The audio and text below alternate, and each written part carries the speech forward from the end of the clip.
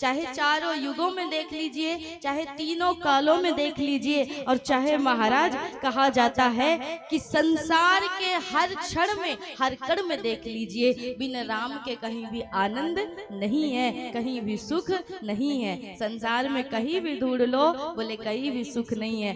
तो राम कैसे मिलेंगे? बोले अत्यधिक ना तप से मिलेंगे, ना महाराज किसी यज्ञ से मिलेंगे, ना अनुष्ठान से मिलेंगे। किससे मिलेंगे राम? बोले कलयुग में मुक्ति बड़ी ही सरल है, और राम सिर्फ दो शब्दों से मिलेंगे, बोले नाम जप से मिलेंगे। तो कलयुग में इसलिए कहा कि मुक्ति सबसे सरल है, जो तीन कालों में नहीं मिल सकती, तीनों लोकों में जो नहीं मिल सकती, जिसको पाने के लिए ब्रह्मा 10,000 वर्ष तक की तपस्या करते हैं तो भी राम न मिले, तो कहते हैं राम के चरण रज न मिले जिस ब्रह्मा को, बोले वो कलयुग के जीव को साधारण सिर्फ राम राम राम राम जपने से मिल जाता है महाराज। इसलिए कलयुग में जीव यदि चाहे तो उसके हाथ में मुक्ति है, और यदि जीव चाहे तो उसके हाथ में ही बंधन है महाराज। अगर आप जब तक अपने मन में राम को नहीं बिठाते, आप संसार से बंधे हैं, काम से बंधे हैं। जिस दिन आपने काम को निकाल दिया,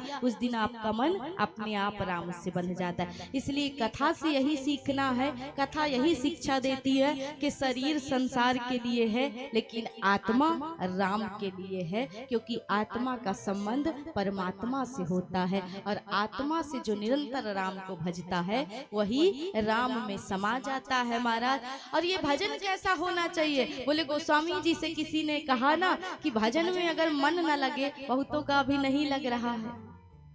लग रहा है? किसका किसका लग रहा है? अच्छा, किसका मन लग रहा है वो हाथ उठाओ, किसका नहीं लग रहा फिर बाद में उठाना। और किसका मन नहीं लग रहा है अब वो हाथ उठाओ।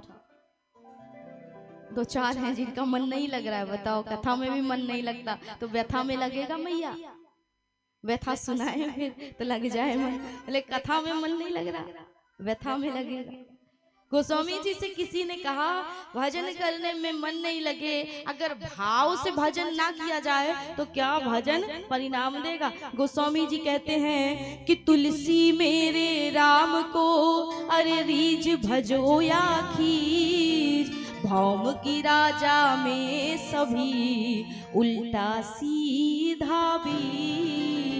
जब किसान खेती करता है तो भूमि में यह नहीं देखता बीज को बोते समय कि उल्टा है कि सीधा है, बोले बस बीज को लगाता जाता है, लगाता जाता है, बुआई करता जाता है। समय आने पर समय समय पर खाद्य और जल देता रहता है, समय आने पर वही बीज सुंदर अनाज के रूप में, वृक्ष के रूप में परिवर्तित हो जाता है। बोले उसी प्रकार भाव से जपो या कुभाव से जपो, राम में वह शक्ति है कि अगर तुम कुभाव से भी जपोगे तो नाम में वो शक्ति है कि वो भाव अपने आप तुम्हारे हृदय में जगा देगा महाराज। इसलिए राम का चरित्र ही ऐसा है कि जो महाराज कभी भी राम को देखा भी ना हो, राम को सुना भी ना हो, वो भी राम का चरित्र, राम का नाम सुन करके खींचा चलाता है। इसलिए कलयुग में मुक्ति सिर्फ दो नामों से मिलती है। गोस्वामी जी कहते हैं कि महाराज भाव सागर जहाँ पार जो पावा, तो राम कथा ता कह दृढ़ नावा। भाव से जो तरना चाहते हो तो एक ही नौका है, बोले राम के चरणारविंद को पकड़ लो और जा करके कहाँ झुक जाओ, बोले राम के चरणों में झुक जाओ, तो कभी न कभी भगवान इस भाव से तुम्हें हमें भी पार लगा देंगे। इसलिए एक जन्म नहीं, जन्म जन्म इस कथा को सुनो, यही इस कथा का और इस मानव जीवन का मूलतः उद्देश्य है महाराज। इसलिए आइए द्वितीय दिवस की परम पावन वेला में प्रवेश कर रहे हैं। अब कल की कथा कहाँ पर विश्राम हुई है भी बता दो, क्या सुना था कल? अच्छा, आए कौन कौन थे कल? जो आए थे वो हाथ उठाएंगे।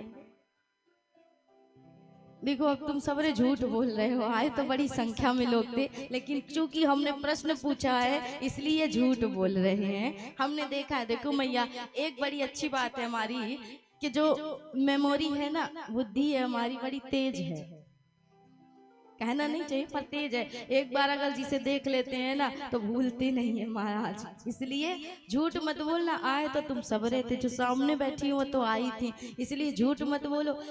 हर जगह झूठ बोलोगे, यहाँ आओगे तो उस झूठ से मुक्ति मिल जाएगी, प्रायश्चित हो जाए, लेकिन यहाँ झूठ बोलोगे तो कहाँ जाओगे महाराज। इसलिए कहा कि यहाँ से जाओगे तो यम को फिर क्या जवाब दोगे, इसलिए झूठ नहीं बोलना है। सत्य स्वरूप परमात्मा की कथा सुनने और सत्य को न स्वीकारा तो फिर क्या पाया जीवन में। इसलिए सत्य बोलो, सत्य सुनो और सत्य का ही दिन रात चिंतन करो, सुमिरन करो। तो सत्य सत्य बोलना कौन कौन आया था?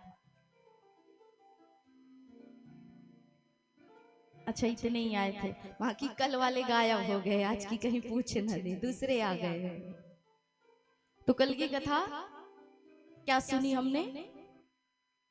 देखो पूछते इसलिए है कि अगर हम पूछेंगे आप बताओगे तो मतलब आपको कथा याद है, और कथा यदि याद है तभी तो आप अपने आप में बदलाव लाओगे ना, अपने आप को बदलोगे। क्योंकि कथा इसलिए नहीं सुना जा रहा है कि झांकी देख लिया, भजन हुआ तो नाच लिया और नाच कूद करके घर चले गए। देखिए एक होता है गाना, दूसरा होता है भजन, दो चीजें होती है। डीजे में बजता है गाना, फिल्मी दुनिया वाले भी गाते हैं गाना, और भी लोग गाते हैं गाना, तो गाने में नाचता है मानव, संसार नाचता है। लेकिन भजन में क्या होता है? बोले गाना और भजन में दो अंतर है, दोनों में एक एक ही अंतर है कि गाने में तन नाचता है, डीजे में कौन नाचता है? बोले पैर नाचते हैं, तुम्हारा तन नाचता है। लेकिन भजन में क्या नाचता है? बोले भजन में मन नाचता है महाराज। सिर्फ दोनों में इतना ही अंतर है। इसलिए यहाँ कोई गाना बजाना नहीं हो रहा, हम पहले आपको बता दे यहाँ क्या हो रहा है। बोले आत्मा का मंथन हो रहा है, अर्थात ये कथा मनोरंजन नहीं है कि झांकी देखी, कुछ हास्य परिहास की बातें सुनी और बोले नाचे गाए और घर चले गए। बोले ना, कथा है मनोमंथन। यहाँ आप अपने मन का मंथन करने के लिए आते। हमने पहले भी कहा ना, शरीर में वस्त्र में कोई दाग लग जाए तो तुम उसे सर्फ से धो दोगे, साबुन से निकाल दोगे, लेकिन मन में दाग लग जाए तो किससे धोओगे, किससे छुड़ाओगे? तो बोले मन के दाग को छुड़ाने के लिए हम कथा रूपी, सत्संग रूपी इस जल का प्रयोग करते हैं, राम नाम रूपी उस अमृतमय दिव्य जल का प्रयोग करते हैं, और जिससे मन के दाग को धोते हैं। तो कथा क्या है? मनोमंथन है, कथा मनोरंजन नहीं है। इसलिए जितना आप सुनेंगे उतना आप बुनेंगे और उतना ही आपका जीवन उससे बदलेगा। क्योंकि हर कथा कुछ ना कुछ आपके जीवन में बदलाव जरूर कर सकती है यदि आप उसे भली भांति विचार से, विवेक से स्वीकारें और उसके द्वारा समझदारी से उसका चिंतन करें, मनन करें। क्योंकि कथा तीन चीजों से बनती है। बोले श्रवणंती, स्मरंती और गायंती। अर्थात श्रवण करिए जो बताया गया है, स्मरण करिए जिसके बारे में बताया गया है, और बोले गायन करिए जिसके नाम को सिखाया गया है। तो तीन चीजों से कथा बनती है, श्रवणंती, गायंती और स्मरंती। अब स्मरण के बाद क्या आता है?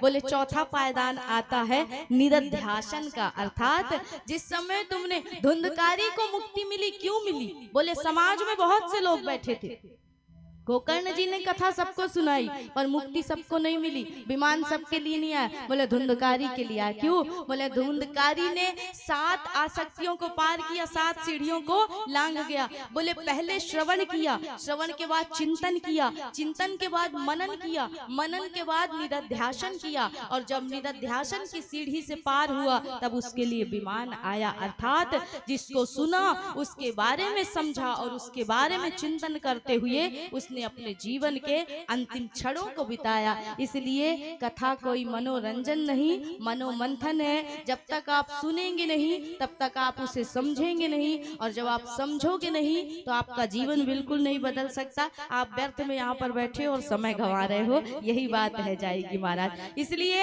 एक कान लेकर के आया करो, दूसरे कान को घर में छोड़ाया करो। अब काटना नहीं है कान को, ऐसा मत करना, नहीं तो सूर्पनखा की तरह काट करके चले आओ, काटना नहीं है। बोले देखो कथा को यदि वास्तविकता रूप से, वास्तविक रूप से यदि अंतर मन में उतारना है, हृदय में उतारना है, अपने आप को बदलना है, तो उसके लिए क्या करना है? बोले एक कान लेकर के आओ, दूसरा कान छोड़ आया करो घर में, एक कान में रुई डाल लिया करो, ताकि महाराज यहाँ से बात यहाँ से निकल ना जाए। बोले कहाँ जाए?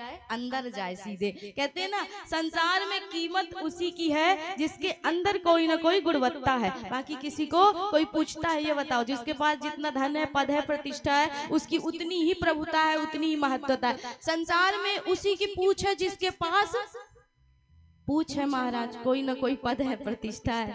लेकिन कहते हैं भगवान की दृष्टि में उसी की पूछ है जिसके अंदर कोई ना कोई गुणवत्ता है, कोई ना कोई भाव है। तो कहते हैं एक बाजार में 3 मूर्तियों का विक्रय हो रहा था। अपने जीवन से ही समझना कि श्रोता भी कथा में 3 प्रकार के होते हैं। कहते हैं 3 मूर्तियों का वहां पर प्रदर्शनी में दिखाया जा रहा था। एक राजा गुजर रहे थे, साधु जी वो 3 मूर्तियां लेकर के बैठे थे।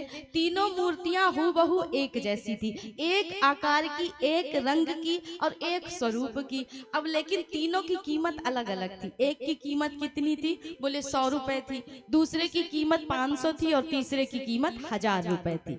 राजा ने पूछा कि मूर्तियां एक जैसी, एक वजन की, एक रंग की, एक आकार की, एक स्वरूप की, लेकिन तीनों के दाम में अंतर क्यों है? तो यहाँ पर साधु महाराज ने कहा कि तीनों में बस एक ही अंतर है। बोले एक जो पहली वाली मूर्ति है ना, जिसकी कीमत 100 रुपए है, बोले ये कान में अगर डोरी डालोगे ना, धागा डालोगे तो इस पार से इस पार निकल जाएगी, अर्थात इसके कानों में छेद है, आर पार हो जाएगी। तो ये पहली गुणवत्ता इसके अंदर है, छोटी सी गुणवत्ता है महाराज।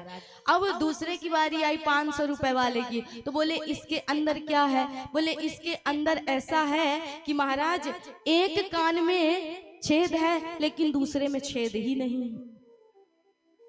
अब बात एक से जाएगी, दूसरे से कहां से जाएगी? इसलिए एक कान में तो छेद है, दूसरे में छेद नहीं। तीसरे में क्या है? बोले इसके एक कान में छेद है, डोरी डालोगे तो सीधे अंदर चली जाएगी, अंतर हृदय में उतर जाएगी। तो बोले उसी प्रकार 3 तरह के यहाँ पर श्रोता भी बैठे हुए हैं महाराज। बोले एक कैसे हैं? बोले आर पार वाले हैं, यहाँ से सुनते यहाँ से निकाल देते हैं। दूसरे कैसे हैं? बोले इनके कानों में छेद ही नहीं है महाराज, ये बहरे होकर के बैठे हुई हैं। और तीसरे कैसे हैं? बोले एक कान लेकर के बैठे हैं, एक कान से सुन रहे हैं और सीधे हृदय में उतार रहे हैं, दूसरी तरफ जाने का कोई नियम ही नहीं है। इसलिए तीसरी क्वालिटी की गुणवत्ता अपने अंदर लाइए और एक कान को बंद करके एक ही कान से कथा सुना करो तो सीधे कहाँ उतरेगा?